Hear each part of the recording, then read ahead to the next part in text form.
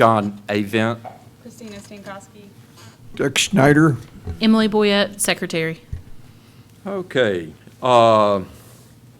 We don't have any minutes to approve, so we don't have that to deal with. So I guess we just go ahead and start the agenda.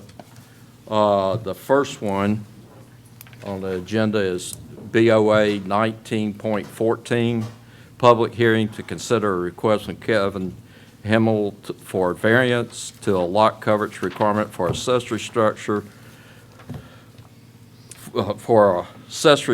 for property located at 201 Gaston Avenue. Hey. Hey, thank you, John. Mike Jeffrey, City Planner, Planning and Zoning Department for the City of Fairhope. Thank you for introducing the case for you tonight. As you said, the applicant, Mr. Kelvin Hemmel, is requesting a variance from the accessory structure maximum lot requirements of 25% of the required rear yard as required by the City of Fairhope Zoning Ordinance, Article 3, Section C.1, Table 3-3, to allow for 2 modern SUV/trucks to be parked in a detached garage. On this slide on your screen on the left, you can see our traditional zoning map showing that all the residential property in the area is zoned R2. The subject property is highlighted in blue. On the right side is an aerial with the subject property again highlighted in blue. And the property is located at the northeast corner of Gaston Avenue and Summit Street. The applicant has provided some supporting drawings depicting the proposed structure. Currently, the allowable square footage for an accessory structure on the property is 575.8 square feet, and the square foot allowed for a minimum R2 size lot is actually 656.25% or square feet. The applicant is asking to build a 676 square foot detached garage, which is 100.2 square feet more than what is allowed. Again, the allowable square footage as the lot sits currently is 575.8. The minimum, if it was a conforming R2 size lot, would be 656.25, and the applicant is asking for 676 square feet, approximately 20 square feet larger than a conforming R2 size lot. There's 4 variance criteria, 4 major ones that are looked at. The first one, if there's extraordinary or exceptional conditions pertaining to the particular piece of property due to its size, shape, or topography. The subject property is rectangular in shape. It is an existing non-conforming lot. It's a 66 feet in width with the minimum of an R2 being 75 feet, and the lot area is also non-conforming. The minimum for an R2 being 10,500 square feet, and the subject property is approximately 8,700 square feet. The property does not show any unusual topography. The item B, the application of the ordinance to this particular piece of property would create an unnecessary hardship. Personal financial hardship is not justification for a variance. This does not create an unnecessary hardship. Such conditions are peculiar to the particular piece of property involved. And this is the one that sticks out quite a bit. The subject property is 66 by 132 feet and is located in an area where the predominant lot sizes are all 66 by 132 square feet. Therefore, the lot size is not peculiar to the particular piece of property. There are some smaller lots, or some lots that are either larger or smaller from previous merging or splitting of lots in the past. But as I said, the majority of all the lots in the neighborhood share the same restrictions. The final criteria of relief, if granted, would not cause substantial detriment to the public good or impair the purpose and intent of the ordinance, provided, however, that no variance may be granted for use of a land or building or structure that's prohibited by the ordinance. Relief, if granted, would not cause any detriment to the public nor impair the intent of the ordinance. One additional comment is that the applicant for this property has also met the requirements and received an administrative front setback variance from 35 feet to 26.05 feet. And that was by meeting the special criteria in the zoning ordinance for an administrative setback. And if you have any question on that, I can go into that as well. Staff's recommendation is that the request be denied. The application does not meet all the criteria for a variance approval. On behalf of staff, I'm happy to answer any questions, and the applicant, Mr. Kelvin Hamill, is with us tonight, can answer any questions for him as well. Thank you. Can, will the applicant come up? Does anybody have any questions for the planning? No, John. Okay. If the applicant wants to do a presentation, be happy to listen. As he said, this lot is really a non-conforming R2 lot because it's smaller. And so I kind of disagree with what he says. I do have, kind of a problem with that because it is non-conforming. So what I'm trying to do is accomplish, the last 4 or 5 years I ride my bike and I walk in that area, and I've noticed a lot of people park their cars in their yard or in the street. And I always wondered why until I bought this lot. Then I found out. And it's because that the way the ordinances are written, it kind of, these people with these smaller lots, you deny them an access to build a garage large enough to put a modern vehicle in. Around here, most people drive four-door pickup trucks or medium to large-size SUVs for a family. So when I build this home, it's not necessarily just for me. It's for the future people who will live in it after I'm gone. So, so I'm trying to fix it so that I don't have to park in the street. The people behind me don't have to park in their yard, and we can kind of hide the cars. So the house was designed so it meets all the city's setback requirements, plus it has a little bit larger garage to park in. So that's what I'm asking for. Thank you for your input. Anybody have any questions for the applicant? Chairman, just a couple of comments regarding that, and I understand the cars are getting bigger, and that's something we all have to deal with. I have pretty much that form factor of truck right now, and we also have quite a few non-conforming lots around town. So, I worry we set a precedent here. If we want to say that non-conforming lots in this number, we want to start allowing buildings of this size as accessory buildings, then maybe we need to look at the underlying zoning as opposed to variances over and over and over and repeat ad nauseum. I do have a question for the applicant because I was just looking at what the minimum size is for a two-car garage. Is this to add some storage too, or just enough to get the? No, it's just enough. I asked my architect to draw in say, you see a lot of Chevrolet four-door truck, full-size trucks. That's the rendering of that. It basically gives me 18 inches. That's if you pull it in perfectly. It gives me about 18 inches in the front to walk by. And that's basically and see, the way the zoning is written, it's outside measurements, it's not the inside measurements. So you really got, to get the inside, you got to subtract the wall width, right, and the brick width. So the inside measurements is only about 18 inches to walk by, and that's basically a 26 by 25 garage. Now, what I'm kind of really asking for is maybe a 26 by 26, and then it gives me a little bit more to walk by, but because I doubt very many people can pull in there exactly right every time. But that's the measurements of a modern truck. Gotcha. Thank you. I went by and looked at the layout there, and I was kind of surprised. There is an old garage, looks like an old garage, on the, I guess, this is north, I think it's the south side, where there was some vehicles parked in front of it. No, this lot's empty. This lot's empty with all this stuff on here? Right. Am I looking at the I'm building right- a new home. Yeah, the lot right now is empty. There's no house or structure on it. Yeah, it's empty. I walk by it all the time. Oh, I'm looking at the wrong lot, or the wrong house. I've been known to do that. With all this stuff on it, I thought this was the house that was right on the corner there. Well, the lot is on the corner. There's two big, huge pine trees in the front.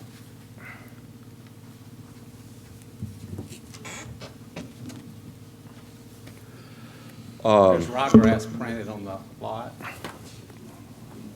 That helps you any.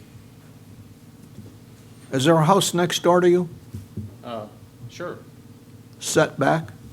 No, it's set real close to the street. I've looked at the wrong property. I misunderstood this whole drawing. Mr. Jeffries, I have a couple of questions, if you don't mind. Thank you. Are you finished? I'm Oh, sorry. yeah, I'm through. Oh, okay. Good. Why are we looking at this drawing that has all this stuff on it? That's the proposed residence and proposed carport. The or the garage is what he's requesting a variance to be able to build. Right now, it's all just plans that are in the process of being drawn up. Before he can draw the plans, he has So to. none of this stuff is there? No, sir, that's why it's just a proposed house and a proposed garage at this point in time. That's just the rendering that I want to do. So that way you can kind of get a visual effect of what I want to try to accomplish. Okay. I'm going to proceed if that's all right, Dick. Pardon me? I'm going to go ahead and ask some questions. You finished? Yes, I am. All Thank right, you. Thank you. Yes, sir. Yes, I'm agreeing that, I mean, every meeting, not every meeting, but most meetings we have in the fruit and nut section particularly, we have a variance, either a setback variance or accessory variance or something. It seems like it's constant. And what's happened is that the city, this is just my opinion first, the city imposed a R2 zoning on a non-conforming size lots all through the fruit and nut section. I don't know why, but they did. So they already imposed, in my opinion, a hardship on that. Far as the area, if you went to the square footage that's intended to be in the zoning, which is 75 feet, he would not be over. He would still be over by about 20 feet. Well, unless he For- said, the dimensions of this is 650 square feet, but I guess I heard something that it's going to be 26 by 26, and the drawing says 25 by 26. So which one's correct? I would love 26 by 26. What is but your, I will what is settle your for 25 request, sir? What is your request? 26 by 26 if I can get it. Okay. If not, 25 by 26. We can't Okay, guess yeah, at yeah, it. yeah, We more- got to have something Okay, 26 by that's 26. concrete. So, yes, you'll be over 20 square feet. Looking at this, you know, it's a hardship because of the zoning that was imposed on this area. I agree that the whole fruit and nut section needs some kind of look at it as an underlining zoning. Instead of a variance, what's the process of changing the zoning ordinance? That would be That'd a be a planning process that commission. it would start with the planning commission, or start with staff coming up with a draft to amend the zoning ordinance itself, would go to planning commission. Planning commission would hear the case, and then they could take action to make a recommendation that would then go to city council, who would have the final decision on that to either to amend or adjust the zoning ordinance. I like the idea of looking at the whole fruit and nut section for we won't have to have variance every month. Yes, sir, and that's something, I'll- the way that the ordinance is written currently, especially with it pertaining to a particular piece of property, any property that has the same issues in that same group is not going to pertain to that particular piece of property. It may pertain to that small region or that area of town. Right. Such as, there are some lots that, as I said, are smaller or are larger. There are 50-foot wide lots. There are some that are 132 by 132. It's rare, though. That are still, it's rare, there are some, but traditionally, those were all 66 by 132 feet. Usually, the only difference you get is if somebody split a lot between neighbors, combined them, or sold off 10, 6 feet, things of that nature. But, I already have personal experience with the same ordinance. It's 25% of an imaginary line, not a true area. And, it should be, in my opinion, it should be from the back of the house to the rear property line. You know, if someone wants to give up that extra space, not building to the exact property line, therefore they have the privilege of getting more area. My lot is 132 feet wide in the front, and it narrowed to 50 feet in the back. Right. And you take the area from the setback, I didn't have any area, and I had the same exact situation. I got a variance, and it was granted because it was a hardship. It wasn't because of square footage, but on this case here, this is a non-conforming lot. Correct, it is a non-conforming lot. Right. And so the hardship is placed on him because of that. You know? The lot was zoned and it was non-conforming before he purchased the lot. So it wasn't placed on top of him, it was placed whenever it was, all that Correct. area was zoned. So, I agree, all these lots in there are It's the same thing when non-conforming. someone buys a lot in the topo is, Right, God you made buy that with- a But you long couldn't- time You ago, couldn't go so. develop a subdivision, what you're saying is you couldn't go develop an R2 subdivision and build non-conforming lots, develop non-conforming lots, That's correct. is what you're saying. But, and the reality of it, you know, if he was built to, I'm just giving my personal opinion. I want Mr. Chairman, everybody may I else. ask a question? Sure. What is the maximum lot coverage of the primary dwelling unit and the accessory structure combined? 37? Percent? No, what is proposed or what is allowed? What is allowed 37% total? for, And Is that not R2? And it would be 37 for the principal structure No. currently. It's actually been, we did find the memo and the interpretation where they said that was the intent. That's It was, Gaston. it was total. Yeah, and this is the. 37% lot coverage for all structures. for all And this structures? is, And so And what this is is the some- maximum lot coverage And then this There's of a all house structures as proposed on this plan? I do not know the exact yes, there figure is. of what that is. Do a quick calculation. There is a Have your house board sitting Well, on that read lot these. right now. I can tell you it's a lot less than 37. But yeah, it's Unless there's difficult something- even unless I'm looking at to the reach wrong that damn lot. maximum Yeah. lot coverage, and this that's doesn't go to Gaston. that That 37%. runs, Dick, let us listen to him, please. So, I do know that the maximum lot coverage for all the structures that are proposed are less than the 37%. If he was over that, he'd be asking for a variance from that part of the zoning ordinance as well. That's pretty liberal, too. And that's where I'm heading with that. And then also, this structure is considered an accessory structure because it is detached Correct. And it's in the rear setback. And it's, and it's in the rear setback. There you go. Okay, that answers the next If question. it was attached. That was my next question, so thank you for understanding where I was heading. Yep. I got one more comment. What I actually did was, since Thank you, Mike. Since I've got plan on living there, I made a point to go by and talk to most of my neighbors on that street and around that street and let them know what I was trying to do to make sure that they didn't have any issues or problems with it. And every one of them that I spoke with doesn't have a problem. And of course, they signed this little thing that I made up. And everybody signed it except for 3 that I talked to. They're all good with it, but I just didn't have this with me to get them to sign, so I didn't go back by their house. It's, way I look at it, though, and I respect what Mike was saying, that you bought the lot and you knowing that it's an R2 lot, but that's the case in all these.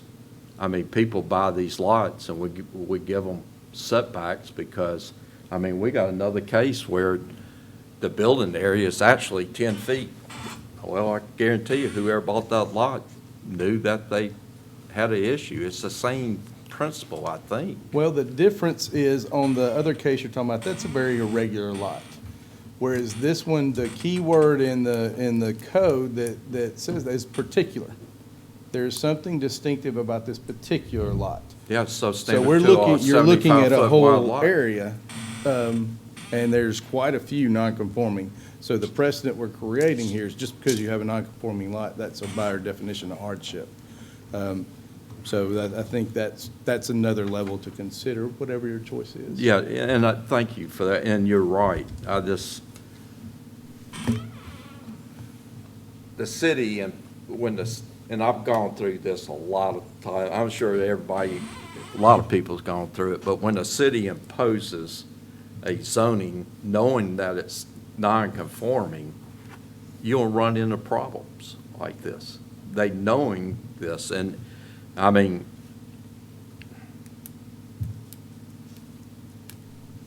anyhow, I got my view. Well, But I like the idea of re-examining the areas which are non-conforming as underlining zoning. Right. That would be helpful, because what's happening in this area is that every day someone's tearing a house down and trying to build on a 66-foot lot or a 50-foot lot. I'll say just my brief research in the history of what happened, I think some of our front setbacks consider that. Because administratively, we can approve a variance that can allow someone to build, there's a 10-foot variance in the front that allows them to move forward to give more space for a garage that, wouldn't have to fall under this, which I think on this one, wasn't there administrative variance, what did you say, 26 feet? 9 feet. 9 feet difference. So that is considered on these irregular lots and how we determine the front setback. So Right. that has been considered at least. I think that aligns with some of those non-conforming issues. Because that's pretty generous to be able to do that from administrative staff. I didn't know that. That's the first time I ever heard it. I know that we granted setback It's very variances, not convoluted taking way. that in consideration. Yeah, it's a very convoluted way to determine it. It's not moved as far forward as it can be. It can come further. Well, I'd like to share my Still won't experience. I happen to live at 113 Orange Avenue. Of the house It's is- still- When I built my house, I had to buy the guy's house behind me for $200,000 He's got Well, I that. mean, to yes, get 10 feet. See, here's the front of the house. I wound up taking 30, but I wanted to have some extra room. This is the back side. And, He'll have that. I don't know how you get around it. But then is Yeah. that what's considered the accessory dwelling? You can't have everybody continue, otherwise we'll have people Still building won't. right out to the lot lines. I don't see how it can Well, work. You know where I'm heading I with don't that? know, yeah, I don't know. I mean, we can ask them Yeah. that. You Go want me to ahead, please. What portion of the accessory dwelling unit is counted towards that percentage? Is it the entire dwelling unit, or is it the portion outside the rear yard setback? Which, the 25 or the 37? 37 The considers everything. 25, in other words, The 25. if he went to the front setback, He has that the, is allowable through administrative change all the way, and then he'd take out that much. he has of the his ability to move garage. that building into the setback. Would He it, does. would the whole garage count, or just the portion of the garage that's over? Whole garage, right? Because it's Why would accessory. why would that be? The definition of, and correct me if I'm wrong, my 3 months with the code, I believe accessory dwelling is the defined 25%. Well, first, accessory structure or accessory dwellings are not allowed in That's residential zones. So just so we don't get that out there too far. Yeah. Accessory structure, it's not an accessory dwelling. An accessory structure size limit is 25%. The accessory structure building can be 25% of the required rear yard, regardless of the location of the structure. So, connect it to the house, it's no longer accessory, you've got even a smaller footprint to build in. Now, potential would be two. Two. You could I have a was wondering one-car about that as garage well. attached to the house, and then there's a single building in the back, in the rear that would allow even more storage. That would be a Right, viable option. he could push the building up, put a single car attach it to the back.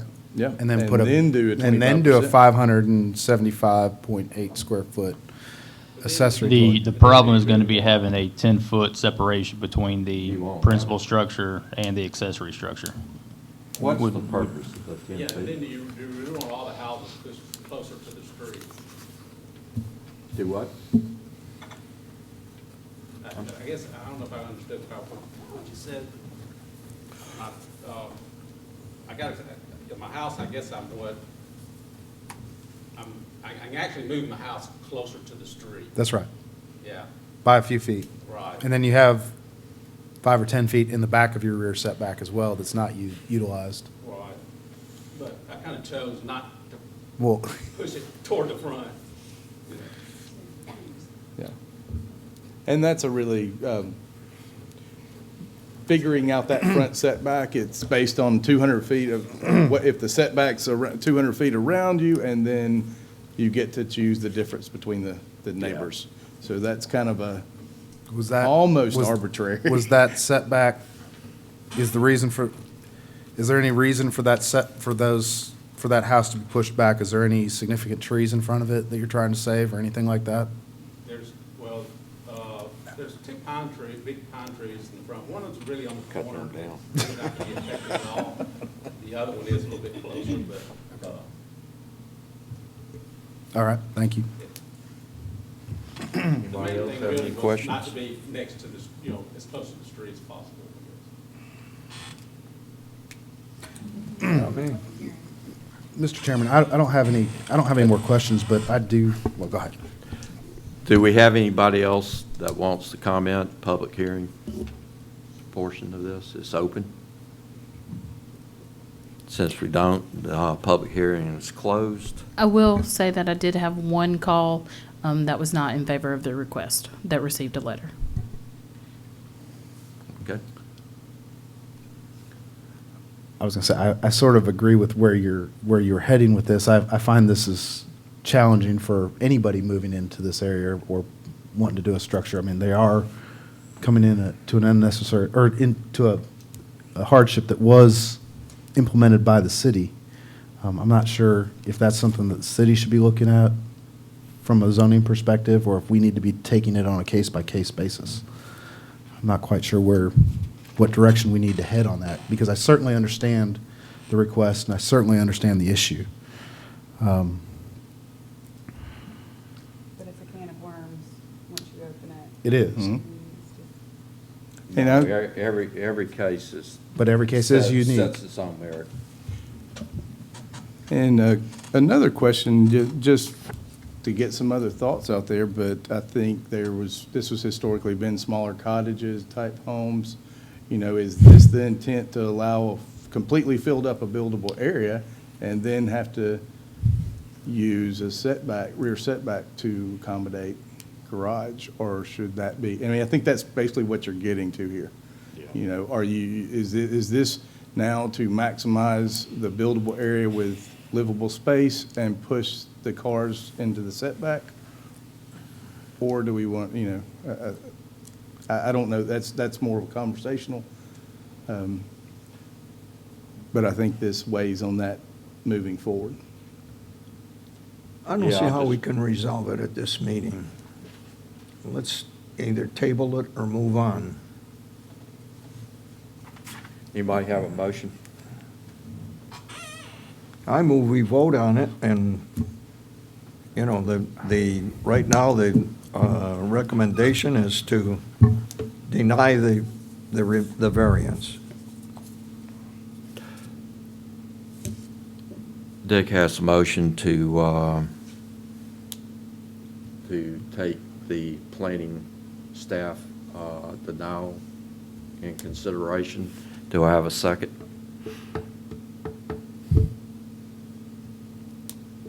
Motion fails for lack of a second.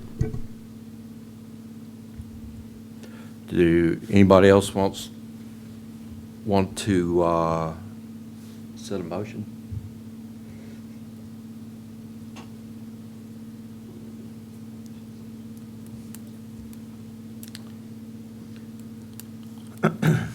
Well, in light of the staff recommending a denial, I move again that we deny it. We have a motion to deny the application. Do I have a second?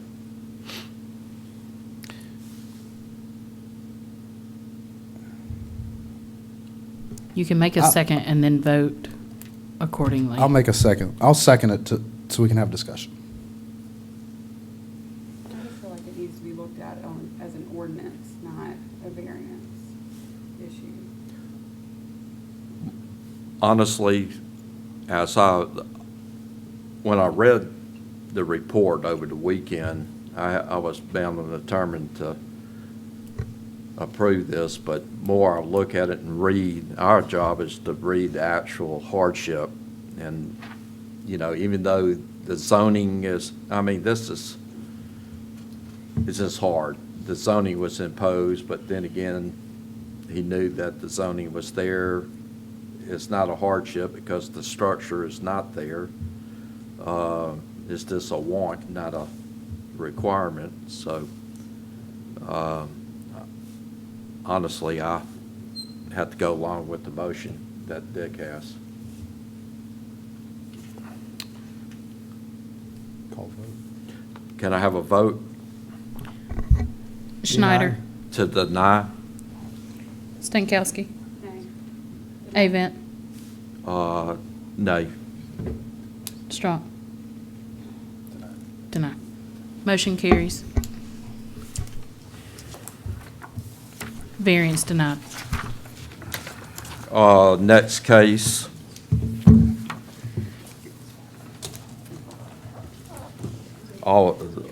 Yeah. I'm sorry. Did you go look at this one? Okay. I could get Well, let me confused tell there. you something, you can't find it. All right. And don't try it at night. The next application is BOA 19.15, public hearing to consider a request of Winston and D. Chapman for a variance to the front and rear setback requirements for a principal structure for the property located at 861 Creek Drive. Okay. Oh, we got, Good afternoon. I would like to introduce myself. I'm Samara Wiley, and I am a new planner with the city of Fairhope. And as you said, we'll be looking at the front and rear yard setback variance, BOA 19.15. This is at 861 Creek Drive. The property is located on the west side of Creek Drive, and it abuts the creek to the north. It's real hard to get to. The subject property is zoned R1, low-density residential, and it is surrounded by low-density residential. So a little bit about the variance request itself. As I said, a front and rear yard setback variance. The applicant is requesting a 20-foot front yard setback and a 25-foot rear yard setback. The zoning ordinance itself requires a 40-foot front yard setback and a 35-foot rear yard setback. It also requires a 20-foot buffer along any wetlands. Here you will see a drawing submitted by the applicant. First, I just want to note that staff is not reviewing any building plans at this time. We are just considering the setbacks. As you'll see, the red dotted line is indicating the 10 by 85 foot allowable space that they would have with the setbacks as stated. So there would not be sufficient space to build within this area. As I said, they are requesting 25 to the rear and 20 to the front. Also, the wetlands are indicated on this site plan by the applicant, but there was a wetlands delineation done by a professional consultant who has verified that that this illustration is accurate in terms of the location of the wetlands. And so that is just, again, its location being near Fly Creek, noting the buildable area, and noting that there is a substantial hardship in this case. Yep. On Friday, staff received some inquiry in regards to the property itself in terms of the access of the private road. We are going to ask that the applicant would submit a survey to verify the access onto the property, whether it is right-of-way or whether it is a unimproved private street. So our recommendation is approval of a 10-foot variance to allow 30-foot minimum building setback from the front property line and a 5-foot variance to allow 30 feet minimum building setback from the rear property line. And this is conditional upon the submission of a survey by a licensed surveyor illustrating the property boundaries as well as wetlands delineation and access to the property, as well as subdivision replat approval reflecting the revised setbacks prior to any CO. And that is all that we have. I will be happy to answer any questions, and the applicant is present. Thank you so much. Great. Good demonstration on the drawing as well. The replat, the only question I had, the replat, would that have to be recorded? Or To my replat, or do you mean you want a survey outlining this? Two things on this one. One, the survey will confirm, especially the wetlands, and it's a costly endeavor to get this kind of survey. So I think it makes sense to get this variance conditional, and then they can invest further into this survey that would show us clearly where the wetlands delineation and the setbacks we're looking at, because basically the shoreline could have changed. So we from when the previous, I'm not sure how old the one on file is. 2008. So we could have some changes. So that would be basically just a confirmation of what we're looking at here is still accurate. And then our code requires that to be recorded once approved, or it expires within a year, the variance, I believe, or it expires. The plat will be recorded as a subdivision? No, it's just a replat. A replat. That will draw the new setback lines, so that it's recorded for the future. And that's in the ordinance? Yes.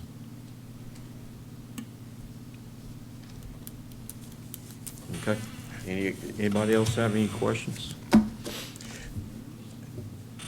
And to clarify there, it is required to record. The instrument may or may not be the plat. The variance The itself. variance has to be. The has new to be setbacks have to be recorded. Via variance or some method. By some method. Not and the most necessarily common a is replat. So basically the survey becomes a replat. It's the easiest method that clears up, because there is a plat on file that has setbacks, so this just clears that process up. All right. Anybody else have any questions? No, I'd like to compliment whoever's got that property. That's a fine man cave sitting back there. I would enjoy it myself. It's back off. You can't find it. It's almost impossible to find it. It took me an hour.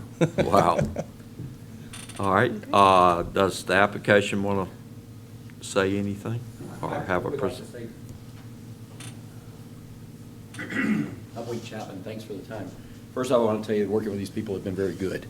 Always This is. is a new process for me, and they've been very helpful and guidant through the whole process. These are my drawings from tramping through the swamp down there, trying to take drawings as best I can, because, to Samara's point, there has been more erosion, and front to back, the lot is, this is my best case that I can get to here.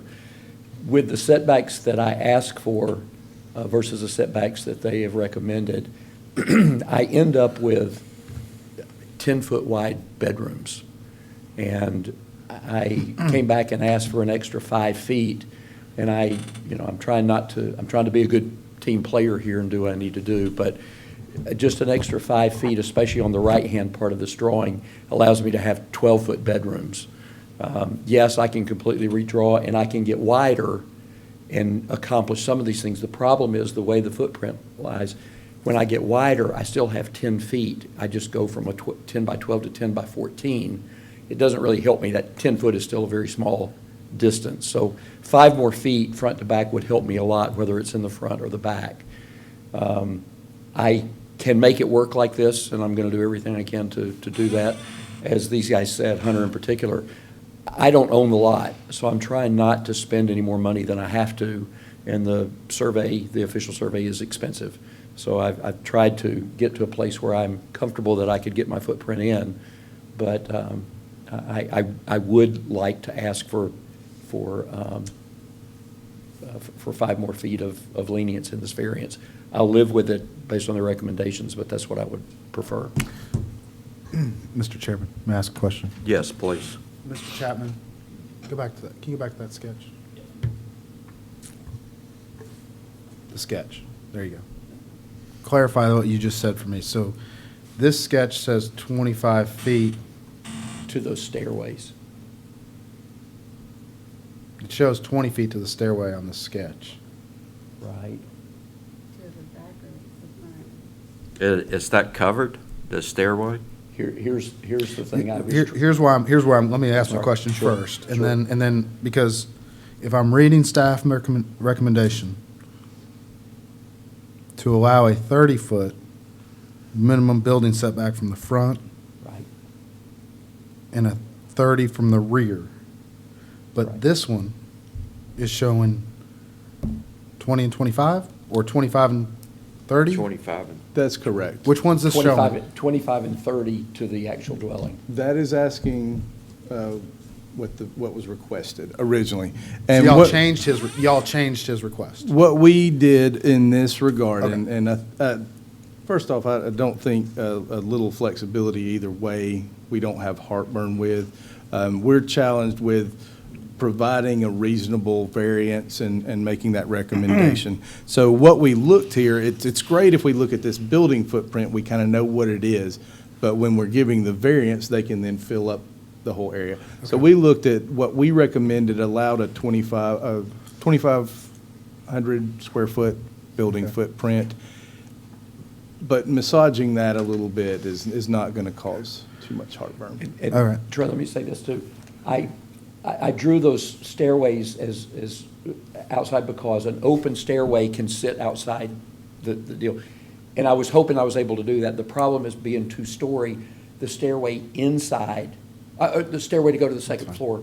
So the outside stairway doesn't do me any good unless I want my Okay. kids to go outside to go up to the second floor. And then my second question is, Mr. Chapman, do you have an issue or any concerns about request number 2 by the staff to do a subdivision replat showing the revised setbacks? Or is that fine with you? Do you have any concerns with that? And we might want to correct that, just record it. Let me, if you'll give me just a Okay. second while we I'm not discuss, sure I'm I'll qualified check to what answer this the says question. exactly. Does it say replat is recorded on a plat? We've never done that We've never done before. that before. Okay. Let me, In my experience. It doesn't specifically say a replat in the Board of Adjustments section. It Okay. does say the variance has to be recorded.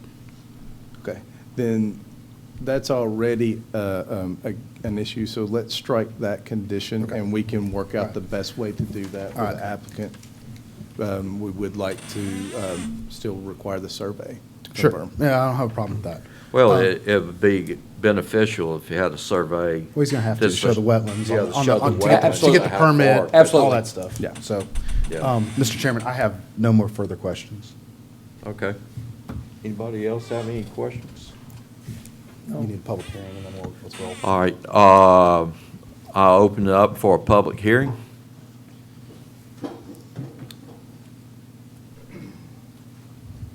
Afternoon. My name's Brian Metcalf. I own lots M and N, which are on the direct west and south of the subject property.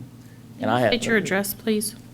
Well, the address. No, of this, just your address where you live. 720 South Mobile Street. Thank you. Can you go back to that sketch, the plat? So I have no problem with the proposed variance, but there is a question that I think you've already brought up about the access. It's shown on this as being public, and it's not, it's private. So I went back to the original subdivision, which I have here, that shows it's private, and my survey of 1980 says it's private. So I wouldn't want, you talking about a replat, I think you may be taking that off the table, but That's my only concern. It's private. I wanted to keep it private. Thank you. Yeah, thank you. And that was another reason for this survey. Through the survey and the title search, will determine if there is that's a private access, and if there's an easement, and if not, that instrument will have to be created. And I don't want to speak, but make sure I say this right. There's no problem between the neighbors of providing an easement, correct? If there is not one. Oh, correct. If for some reason there's not an access, I'm sure Mr. Chapman and I can get together on that. I assume it's provided, but I haven't seen that in the time. Yeah, and then again, he's buying the piece of property, so the survey will help clarify that, and then he can move on to get the title that will confirm, vouch for the survey. So that's, in my opinion, is a good order. I closed the public meeting. Sorry. Oh, I'm sorry, I didn't see you back there. I'll reopen the meeting, public meeting. Hi, good evening. I'm Reva Freilich. My mother lives at 301 Creek Drive, which is on that on the southwest boundary of the half circle, the semicircle. But I wasn't planning on being here, and in full disclosure, I'm friends with Dick Schneider, and I wanted to meet my neighbors, my mom's neighbors, because I guess we'll be inheriting the property eventually. I have no problem with the home or the structure, and I understand that the gentleman will be owning the home and the structure. I had two questions one about, they just recently built a new house down in that area, which is at basically sea level, and I wonder what the height requirement is for the homes, what with sea level rise and climate change coming. Is that's all been taken into account or not, or That for would be flooding? up to he Oh, and it's up his to you. insurance company Okay. and everybody else. Good, okay. The And- maximum building height would be 35 feet. Pardon? The maximum building height would be 35 feet. It's zoned R1 in the Right. city, so the maximum building height would be regulated by the zoning. As far as how high up off the ground it would have to be built, will come at time of building permit and depending on the FEMA flood maps and the flood elevation, flood certificates that it was in. But the Okay. maximum height would only be 35 feet. All right, thank you. And one other thing, we just got a letter about that pond in the middle there, that storm drain easement. Had no idea that we're required to maintain stormwater management drain systems. Who would I just call the office where the letter came from and find out what we need to do Ma'am, you'll about need to that? contact Kim Burmeister. Who said that? I did, ma'am. To your Oh, I'm left. sorry. I thought it was. Ma'am, Okay, no problem, yeah. Ma'am, That's my name's always Buford King. I'm the Development Services Manager. So, Wow. The great and wonderful Oz. Anyway, well, welcome to the neighborhood. Thank you. Thank you. I'm sorry, what was your last name? Freilich, F-R-A-L-I-C-K, Riva, R-I-V-A. Thanks. Nice I'm a- meeting y'all. Thank you so Thanks. much. I'm going to close the public hearing. Anybody want to make a motion, please? And Chairman, just to clear up before you make the motion, if you want to grant the extra 5 feet, we need to pick a front or rear or split that difference so that it's recorded correctly on what the variance is. Mr. Chairman, I'd like to make a motion to approve this variance, subject to staff's recommendation of requiring a survey completed by a licensed surveyor illustrating the property boundaries as well as the wetland delineation and the proposed setbacks. I would like the proposed setbacks to reflect 25 feet on the front and 25 feet on the rear. 10. Oh, and Leave you want 30 on one. and the sides to be, No, leave one front or rear 30 feet. Do you have a preference? all right, I will amend my motion. Yeah, you gave me 10 feet. I'll take it. 25 and 30. Well, I will amend my motion to be 30 foot on the front property line, 25 foot on the rear property line. And the existing sides match. Do I have a second? I'll second that. All in favor? Aye. Aye. So, BOA 19.15 is approved unanimously. With that, we'll go to the next case. Next case is a special exception, which is case BOA 19.16, and it's Woodlands Drive, Quail Creek, and 6454 Twin Beach Road. All right. Hi, good evening, board members. My name is Carla Davis, and I am a new planner here with the City of Fairhope. I am standing pleased here today to present Board of Adjustment Special Exception, case BOA 1916. Before I move any further, I'd just like to point out that at the hard copies of the applications that you have before you, they reference an address point of one of the locations as 19850 Quail Creek Drive. And at the time of the application submitted, that was the current address, but since that time, the address has changed, and the actual address is now 19860 Quail Creek Drive. So just wanted to point that out, put that on the record, let everybody know, and anybody at home that's watching as well. The overall, What is that address again? I'm sorry. it's 19860. All right, Quail thank you. Creek Drive. I missed that. Oh, no, we just Opening up found also, that out. so- That's just why I just wanted to point it out. The actual PowerPoint presentation has the accurate address, but your I actual. thought that was the year Richard Peterson was born. All right, go ahead. I digress. So the overall name of this project is the Side Stream Storage, and as we pointed out, there are 3 separate locations and subject sites. That's 1 Woodlands Drive, 19860 Quail Creek Drive, and 6454 Twin Beach Road. One of the subject sites is located at 1 Woodlands Drive. As you can see to the left, there's a zoning aerial view of the map, and to the right, a satellite aerial view. The subject property is zoned R2 medium density, single family, and the approximate location in the acreage is 1.76 acres. The second subject site is 19860 Quail Creek Drive. Again, to the left, the zoning aerial view, and the right, the satellite aerial view. The subject property is zoned R2 medium density, single family, and the overall acreage is 56 acres. Let it go. Let's go through it, if you don't mind. Just for the record, that picture is not correct, that aerial photograph. Okay. Just so everybody's looking at that aerial photograph. Oh, it isn't? It's not. Oh, it's the next one, it's the Twin Beach. It's the Twin Beach. Oh, photo. okay. Well, Just stand to correct Just it. so Thank everybody you. knows, because that picture is not right. Okay, I apologize. fine. It took me a while, I figured it out when it flipped the page. Okay. That's what you get for knowing everything. I know. So, as Mr. Torres pointed out, this is actually, I guess, the 19860 Quail Creek Drive, but I was referencing 6454 Twin Beach Road, and the zoning for this property is TR Tours Resort.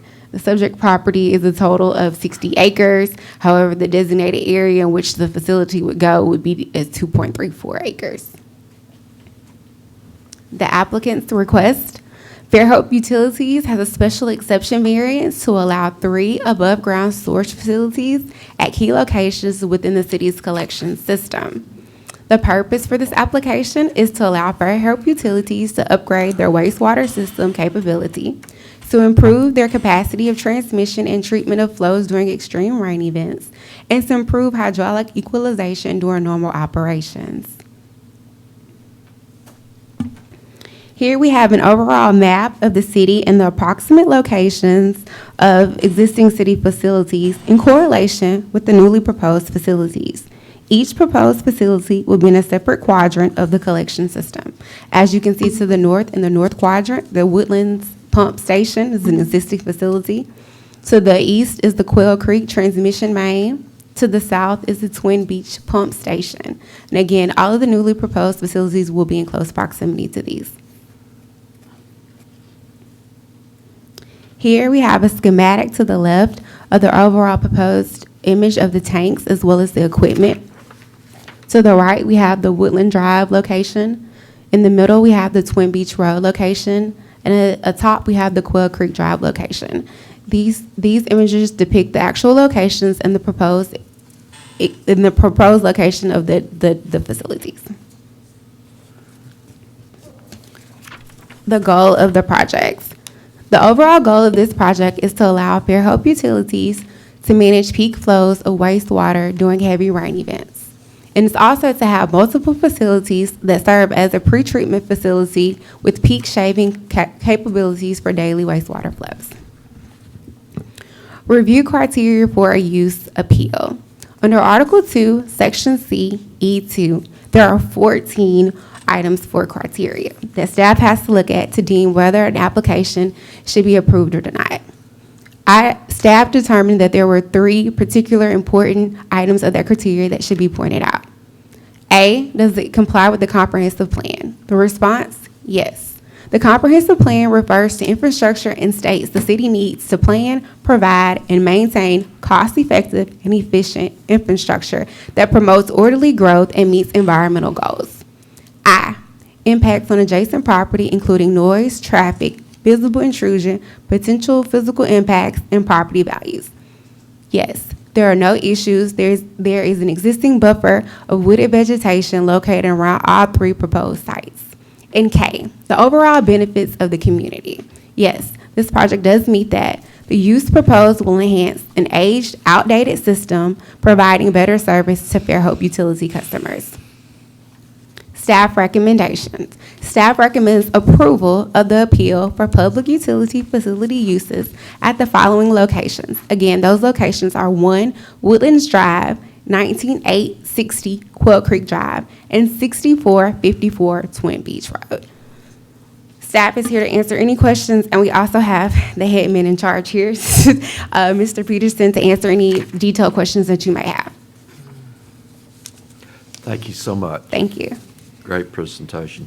Anybody have any questions?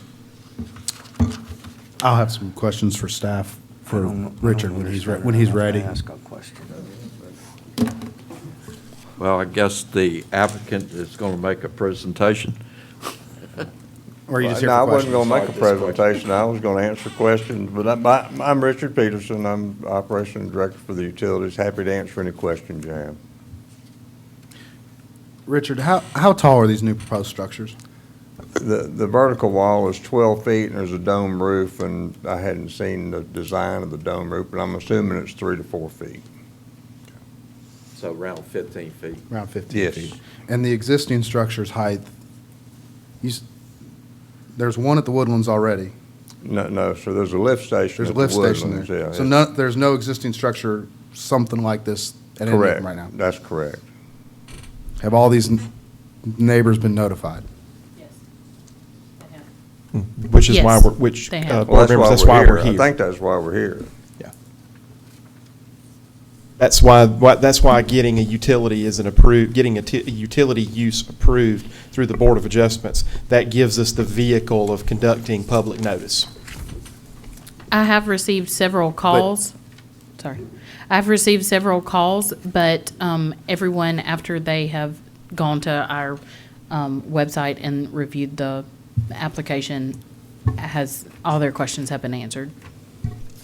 Yeah, I mean, just so you know, the locations of these aren't just, we're not throwing darts at a wall and, I mean, they're locations where sewer comes to one place, which is typically a lift station, and John knows this, but we hope to be able to minimize the impact by either eliminating or reducing the scope of the lift station there. In the Woodlands case, we're going to replace the lift station in the Twin Beach case, and in the Quail Creek location, we're going to create a lift station out of that will eventually bypass the Thompson Hall lift station, which is the lift station that we have most trouble with during rain events. And I guess my question concerning the Woodlands one, Right. I know. Well, I know it's sensitive, and the property owner issue is that. That's my question. That they quit claim deeded that property to the city of Fairhope. And I was the first one that said, I don't think we want it. Part of the quit claim part with the deed was that we would maintain the stormwater detention pond. And we had meetings about it, and we, didn't want it, but nobody said that we didn't own it. So I said, well, if we own the property, we might as well use it for the best use of the city, and that's what we're trying to do. And I can see, I can see these houses are significantly forward on the lots, and those are rather deep lots, so there is a pretty good vegetative buffer. Right, and we're going to try to maintain some Right. vegetation buffer around Right. all of them. Sure, and that's why I was curious about that one. The Twin Beach Road one is an undeveloped piece of property as of right now. So- Right, and that particular piece of property, RSA's wanting to deed that property to us versus offering an easement for it. But yeah, we have an agreement with them in place now that we're kind of waiting on the final details of the layout to make sure that we have the property we need there. And then the Quail Creek address, are y'all putting that in the green space? That Or is that going in the wooded area at Quail If Creek? you look at the cart barn. Yes, sir. And you drive by it, there's a couple of evergreen trees that are coming back to the east from that. And what we're gonna be in line with the north edge of the cart barns, and we're gonna be east of them, of those two barns. We've not gone into the wooded property that's just north of that, or I'm sorry, yeah, it would be just north of that. And you're showing proposed fencing on that? I'm sorry? You're showing proposed fencing on that? There will be some fencing around, yes, the facilities for security reasons. What is that type of fencing? Yeah, any kind of fencing that anybody wants to put up. I don't think it's gonna be a wooden privacy fence. I think it's probably gonna be more of a decorative, it'll be like a tennis court fence with slats in it, is what I would think. And so, board members, staff will absolutely assist Mr. Peterson with interpreting whatever might be required by the landscape ordinance. So whatever we need. And- there. Now, the That's vegetation. that's where I'm heading, Mr. Buford, is I feel very strongly, look, I understand the need, and I understand the requirements, and City of Fairhope needs this stuff, and I get it. But I think y'all have chosen some great locations, and I think they're wonderful. I think the one in the Woodlands is great, and it's properly buffered and screened, and you're not going to see it. It's a great use of the property. Same at the Twin Beach location. My particular concern about this, it's on a very highly traveled route into a large subdivision in the city, and I think that aesthetics are important and buffering is important, and we should certainly make every effort to provide an adequate decorative privacy fence and, at minimum, meet the City of Fairhope's landscape ordinance And I as agree. part of this project. Richard? I'm finished. Okay, thank you. I called Richard because I had numerous questions, and the ones he discussed was I didn't even ask the question about the landscaping. He volunteered that and is committed to having some good buffering, some good landscaping. My biggest hang-up was the smell issue, and what Richard is proposing is a odor control or scrubber or aeration, Right. chemicals, everything to prevent the smell, which is hydrogen sulfide. So, We're I gonna try think to. I've been involved with a lot of projects like this, but this is well thought out, in my Okay. opinion. I agree. You have a public hearing? We're going to open it up for a public hearing. All right, if no one wants to speak, I'll close the public hearing and open it up to the board with any questions. No. All right. With that, can someone make a motion? Mr. Chairman, Please. I'll make a motion. Do you want, this is all one case, is that correct?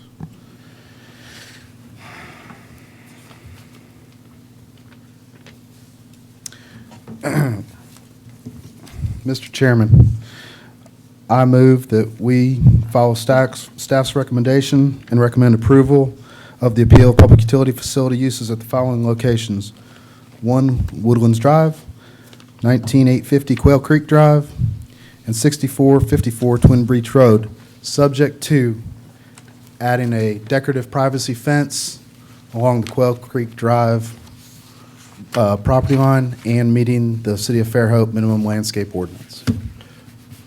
Can we make a little bit of correction? The address is 19860. Oh. Can we amend that, please? I will amend that motion to add, to correct that address. All right. Can the motion include flexibility as to exactly the location of that land of the fence? So that we can try to, if things gonna be 15 feet high and we put it within 10 feet of it, you're still gonna see it over the top. But if we move it closer to the road, it may, I mean, I'll, you know what I'm saying? I mean, yeah, we're gonna I make the have no most out issue. of it. We're gonna make I think it's the all most one out of lot, it. right? I'm sorry? I think it's all one lot, right? Yes. So it can probably go wherever Okay. it needs. I have no concerns. Yeah, I agree with you. The 8 foot needs to be forward to. Board members, before you vote, if I may, Mr. Chairman, make a brief comment. Yes, So please. compliance with the, as we stated earlier, will certainly assist Mr. Peterson with compliance with the zoning, with the landscape ordinance. And so just to clarify, the landscape ordinance gives multiple options. So what this will do, this action will do is, one, it'll just memorialize that we're going to comply with the landscape ordinance, but it'll specify that we use the option that includes a fence, which is perfectly fine and is perfectly in existence within the landscape ordinance. Just wanted to make certain we verbalize that to the board members and for the public, that we're going to comply and we're going to use the option that includes a fence. It's my belief that in that neighborhood, there will be a lot of eyes watching what's going on I can certainly agree.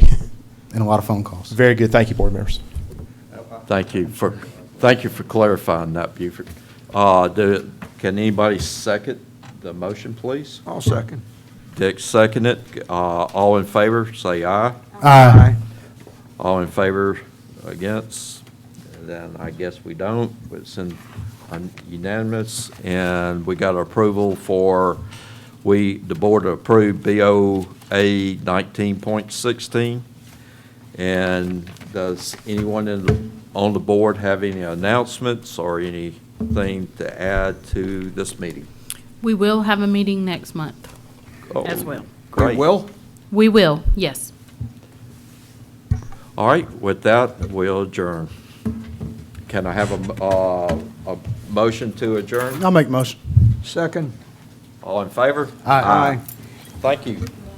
Thank you. Thank you.